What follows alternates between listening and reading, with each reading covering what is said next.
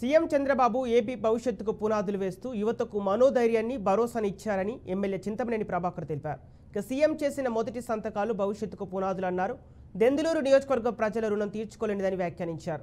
నియోజకవర్గంలో ఏ సమస్య వచ్చినా అందరికీ అందుబాటులో ఉంటూ సమన్వయంతో అందరి సమస్యలను పరిష్కరిస్తామని భరోసా ఇచ్చారు.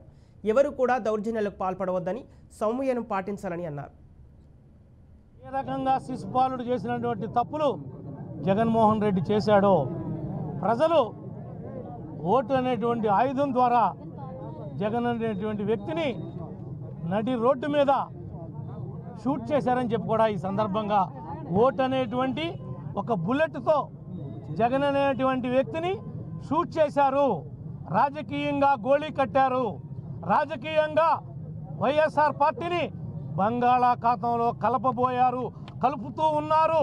ఈ రాష్ట్ర ప్రజానీకం అనేది ఇది నిజం అని చెప్పి కూడా ఈ సందర్భంగా ఈ ద్వారా మీ అందరూ కూడా తెలియజేస్తూ ఎవరు కూడా తొందరపాటు గురవద్దు, ఆవేదన గురవద్దు, ఎవరి మీద కూడా అనవసరమైనటువంటి ప్రతీకారక చర్యలకి ఎవరు దారి తీయొద్దు. మీరు సమయమును కోల్పోకండి. ప్రతి వారు వాళ్ళు చేసిన తప్పులు వాళ్ళనే తరుముతూ ఉన్నాయి, మానసికంగా బలహీనపరుస్తూ ఉన్నాయి. మీరు ఆ విషయాలన్నింటినీ కూడా గమనించమని చెప్పి ప్రతి నాయకుడిని కార్యకర్తను కూడా